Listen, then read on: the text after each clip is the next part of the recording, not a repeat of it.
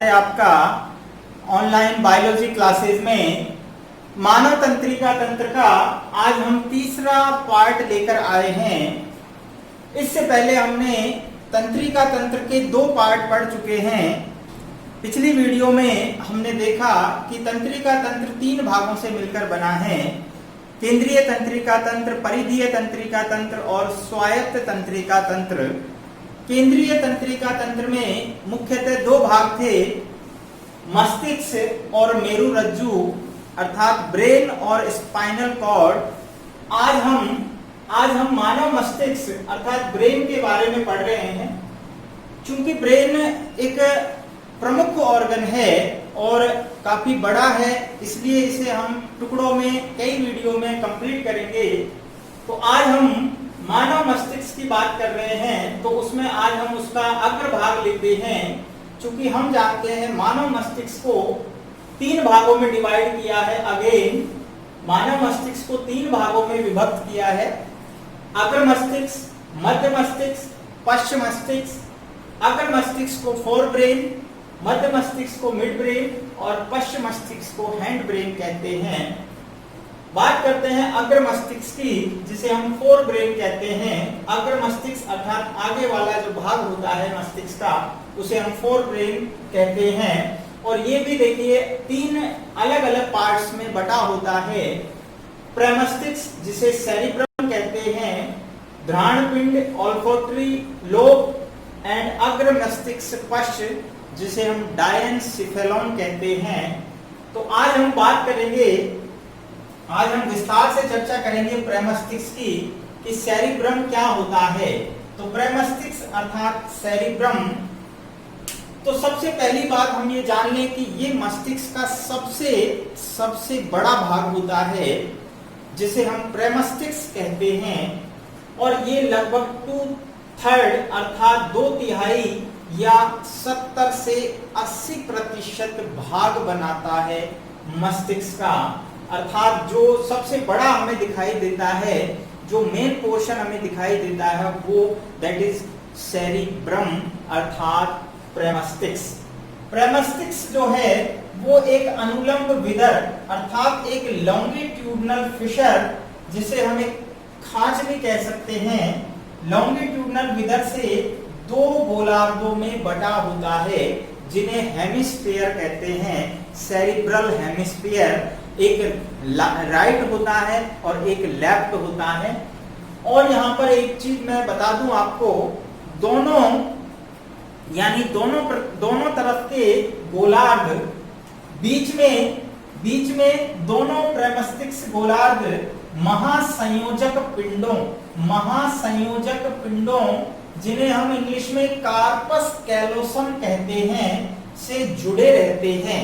बीच में आप देखेंगे, चूंकि यहाँ हम इस डायग्राम में इसे नहीं दिखा रहे हैं, यहाँ हम केवल प्रमस्तिष्क की पालियों को दिखा रहे हैं।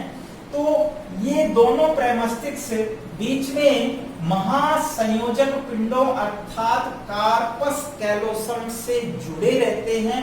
और ये कार्पस कैलोसम, ध्यान रखना, ये कार्पस कैलोसम तंत्रिका तंतुओं से बनी एक पट्टी होती है, एक बैंड होती है। और ये केवल स्तनधारी प्राणियों में अर्थात मैमल्स में प्रेजेंट होती है। ओनली फॉर मैमल्स के अंदर ये प्रेजेंट होती है कार्पस कैलोसम, जिससे दोनों गोलार्ध प्रमस्तिष्क के जुड़े रहते हैं।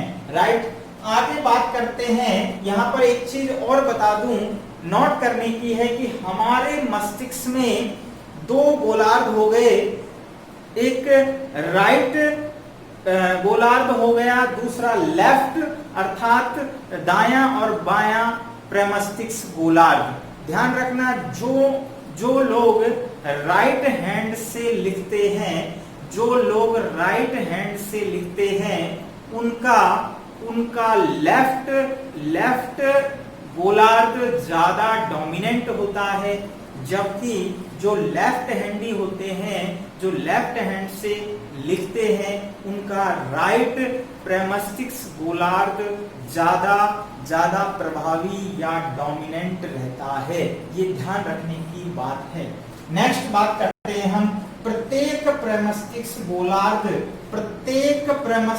गोलार्ध तीन विदरों अर्थात खांचों द्वारा 4 पालियों में विभक्त होता है। यहाँ हम देखेंगे 3 विदर यानी खांच है जिनसे 4 पालियों में प्रत्येक, अगर गोलार्ध की बात करें, ध्यान रखना प्रत्येक गोलार्ध अर्थात राइट और लेफ्ट दोनों गोलार्ध 4 पालियों में बटे हैं, जिनके बीच में 3 विदर अर्थात शल्कस या खांचें होती हैं। तो यहाँ पर वो कौन कौन सी पालियां हैं? सबसे पहले हम बात करते हैं अग्र ललाट पाली, जिसे फ्रंटल लोब कहते हैं। अग्र ललाट पाली, ये जब अपन सिर पर हाथ रखते हैं, ये अग्र ललाट पाली, दैट इज फ्रंटल लोब। ये स्मृति, तर्क, संकल्प, भावना, इमोशंस, विवेक, नियोजन, प्लानिंग, अनुभव, एक्सपीरियंस, इच्छा, व्यक्तित्व, पर्सनैलिटी और एकाग्रता, इन सभी से संबंधित होती है। अर्थात जो बहुत सारी क्रियाएं हैं उनका नियंत्रण, जैसे हमारी जो स्मृति है अर्थात इंटेलिजेंसी है, हमारी जो समझने की जो क्षमता है, हमारी जो लॉजिकल पावर है, ये इमोशंस आदि सभी का जो नियंत्रण है वो फ्रंटल लोब के द्वारा होता है। तो ये अलग अलग कार्य भी इसके साथ में आपको ध्यान रखने हैं कि नियोजन जब प्लानिंग करता है कोई व्यक्ति तो उसकी फ्रंटल जो पाली है, आप देखते हैं यहाँ पर हम जो है साधारणतः सीधा हमारा हाथ यहाँ जाता है, अर्थात हम माइंड को ज्यादा इस वाले भाग को हम स्ट्रेस कर रहे हैं। तो राइट, ये चीज समझ में आ गई कि स्मृति, तर्क शक्ति जो है, संकल्प, इमोशंस, हमारे जो एक्सपीरियंस हैं वो सब, पर्सनैलिटी डेवलपमेंट जो हो रहा है वो सब फ्रंटल लोब पर डिपेंड करता है। नेक्स्ट भित्तीय पाली, जिसे हम पैराइटल लोब कहते हैं। अब आप आगे चलें तो ये जो मिड पोर्शन है फ्रंटल से पीछे, ये मध्य में जब हम जाते हैं तो ये पैराइटल लोब, दैट इज भित्तीय पाली, जिसे हम भित्तीय पाली कहते हैं। ये स्पर्श, दर्द, ठंड, गर्मी अर्थात स्पर्श, टच, दर्द, पेन, कोल्ड एंड यानी गर्मी जो हमें वार्म का जो अनुभव कराएगी, उसकी जो संवेदनाएं हैं वो इसके अंदर होती हैं। और सबसे इंपॉर्टेंट वाणी अर्थात हमारा जो स्पीच है, स्पीच और जो हस्तशिल्प जिसे हैंड राइटिंग कहते हैं, उसका नियंत्रण केंद्र भित्तीय पालियों में होता है, भित्तीय पाली में होता है। नेक्स्ट शंख पाली, जिसे टेम्पोरल लोब कहते हैं। शंख पाली, टेम्पोरल लोब, ये कान के पास दोनों तरफ हम बात करते हैं तो ये टेम्पोरल लोब होती है। टेम्पोरल लोब जो कि शंख पाली कहलाती है। ये ध्वनि, भाषा, श्रवण और गंध की व्याख्या करती है। अर्थात जो साउंड है, साउंड सुनने से संबंधित, और जो स्पीच यानी लैंग्वेज है, और श्रवण यानी हम जब सुनते हैं कोई चीज तो कितना ध्यान रखते हैं, ये डिपेंड करता है हमारी शंख पाली अर्थात टेम्पोरल लोब पर। नेक्स्ट है अनुकपाल पाली, जिसे ऑक्सीपिटल लोब कहते हैं। ऑक्सीपिटल लोब ये सबसे पीछे वाले भाग में आप देखेंगे, यहाँ जो हमारा पीछे की तरफ गर्दन वाला पोर्शन होता है, जहां से मेडुला ऑब्लंगेटा और अनुमस्तिष्क जुड़े होते हैं, वहां पर अनुकपाल या ऑक्सीपिटल लोब होती है। ये दृष्टि और रंगों व नेत्र गति का नियंत्रण करती है। अर्थात हमारे नेत्रों की गति, नेत्र हमारे किधर जा रहे हैं, इसकी गति का नियंत्रण अनुकपाल पाली से होता है। आगे हम बात करें तो यहाँ पर देखिए इसको हम डायग्राम से समझ सकते हैं कि यहाँ ये जो हमने डायग्राम दिखाया है, यहाँ पर साइड अर्थात लेटरल व्यू दिखाया है, पार्श्व व्यू है, ये पार्श्व दृश्य, इसे हम कह सकते हैं पार्श्व दृश्य। और ये पार्श्व दृश्य में एक साइड के प्रेमस्टिक्स गोलार्ध को दिखाया गया है, जिसमें आप देख सकते हैं स्पष्ट, ये पहली लोब है जिसे हम फ्रंटल लोब कहते हैं, जो कि आगे की तरफ होती है। अभी आपको बताया था ललाट पाली, that is frontal lobe. Next है पैराइटल लोब, जो कि मिड में होती है, जिसे हम वित्तीय पाली कहते हैं। Next number 3 occipital lobe, occipital lobe जिसे हम अनुकपाल पाली भी कहते हैं। और नेक्स्ट है टेम्पोरल लोब, जिसे हम शंख पाली भी कहते हैं, जो कान के पास यहाँ स्थित होती है। और नीचे आप देखते हैं कि ये अनुमस्तिष्क को दिखाया गया है। तो ये अनुमस्तिष्क जो है, चूंकि प्रेमस्तिष्क का भाग नहीं है, इसलिए हम इसको यहाँ से हटा देंगे, क्योंकि अभी हमने ब्रेन का कंप्लीट डायग्राम नहीं दिया है, उसे हम नेक्स्ट वीडियो में लेंगे। अभी हमने केवल प्रेमस्तिष्क में पालियों एवं विदर को दिखाया गया है। दूसरी यहाँ पर बात जो समझने की है, पालियों के अलावा हमने बात की कि यहाँ पर 3 विदर अर्थात शल्कस या खांचे होती हैं। तो 3 खांचे वो कौन कौन सी हैं? सबसे पहले हम यहाँ बात करें तो ये देखिए, इसको मैं नंबरिंग कर देता हूँ। नंबर 1 ये सेंट्रल सल्कस कहलाती है, जो कि फ्रंटल और पैराइटल लोब के मध्य, फ्रंटल और पैराइटल लोब को बीच में से काटती है। ये नीले रंग से जो दिखाया है, ये सल्कस अर्थात खांचों को दर्शाता है। तो ये पैराइटल और फ्रंटल लोब को डिवाइड करने वाली सेंट्रल सल्कस, या इसे रोलेंडो का विदर भी कहते हैं। ध्यान रखना, रोलेंडो का विदर भी कहते हैं। नेक्स्ट हम बात करते हैं तो पैराइटल और ऑक्सीपिटल लोब के मध्य फिर एक शल्कस है, जिसे विदर कहते हैं। तो ये कौन सा होगा? इसे हमने नाम दिया, ये दूसरी विदर है, पैराइटो ऑक्सीपिटल विदर, अर्थात पैराइटो ऑक्सीपिटल विदर यानी पैराइटल और ऑक्सीपिटल लोब के मध्य उपस्थित खांच। और तीसरी जो खांच है, जिसे हम कहते हैं पार्श सेरिब्रल विदर, ये पार्श में होती है।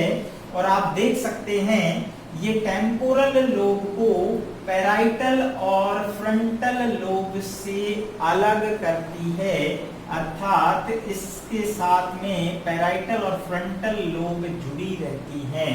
तो इस प्रकार यहाँ इस डायग्राम के माध्यम से हम प्रेमस्तिष्क में उपस्थित चारों पालियां और तीनों विदरों को अर्थात शल्कस को स्पष्ट देख सकते हैं। यहाँ पर एक चीज और दिखाई दे रही है कि पूरा प्रेमस्तिष्क गोलार्ध उभारों और गड्ढों से बना होता है। इसमें फोल्ड होते हैं, इस प्रकार इसमें फोल्ड होते हैं, राइट। तो ये फोल्ड जो होते हैं, इसमें उभार जो होता है, यानी आप देख सकते हैं इस प्रकार ये उभार होते हैं। तो उभारों को नाम दिया है गायराई या उभार, जबकि जो गड्ढे होते हैं उनको हम कहते हैं शल्काई या गड्ढे।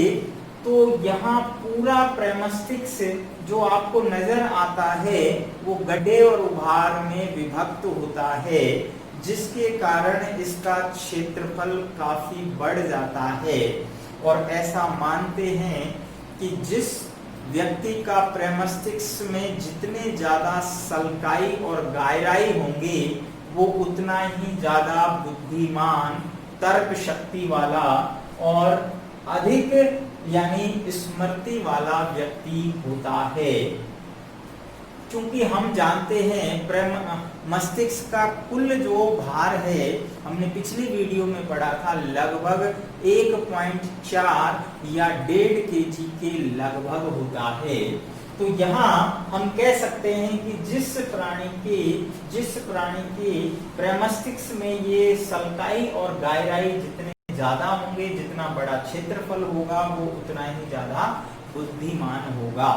यहाँ पर हमने एक और डायग्राम दिखाया है, तो इसे हम अगर मस्तिष्क को पृष्ठ व्यू अर्थात पृष्ठ भाग से अगर हम देखें, पृष्ठ भाग से अगर अपन देखें मस्तिष्क को, प्रमस्तिष्क को, तो वहां पर आपको देखिए ये पालियां स्पष्ट नजर आती हैं आगे की तरफ। अब हमें दोनों गोलार्ध नजर आ रहे हैं, एक लेफ्ट हो गया, एक राइट हो गया।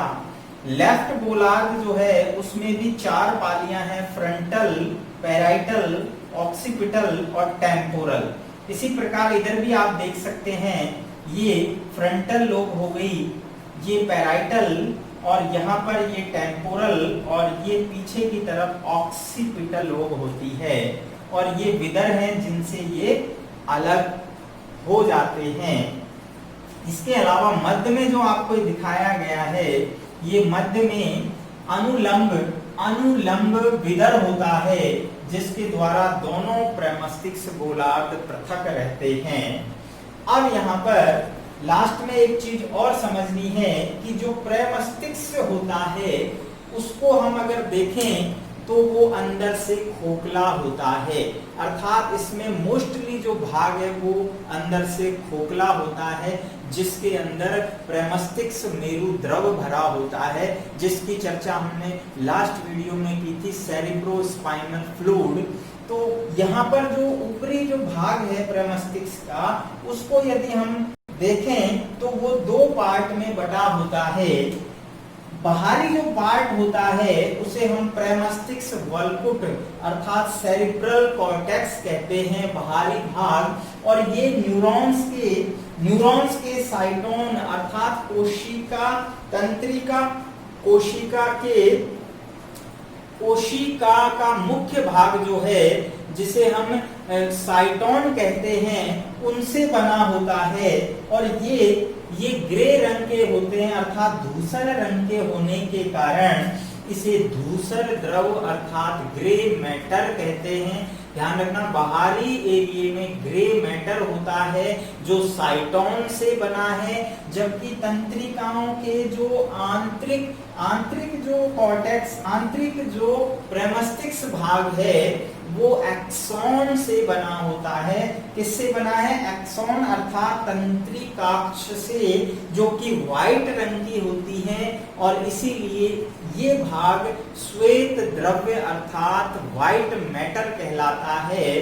चूंकि हमने पहली वीडियो में ये पढ़ा था कि तंत्रिकाक्ष जो है वो माइलिन आच्छादित से बनी है और उसमें श्वान कोशिकाएं होती हैं, और ये व्हाइट रंग के होने के कारण ये श्वेत द्रव्य कहलाता है। तो इस प्रकार आज की जो वीडियो है हमने उसमें सेरिब्रम अर्थात प्रमस्तिष्क के बारे में डिटेल से पढ़ा है। नेक्स्ट वीडियो में हम लेंगे घ्राण पिंड और अग्र मस्तिष्क पश्च अर्थात डायनसिफेलॉन। तो देखते रहिए, नेक्स्ट वीडियो में मिलते हैं, तब तक के लिए थैंक यू।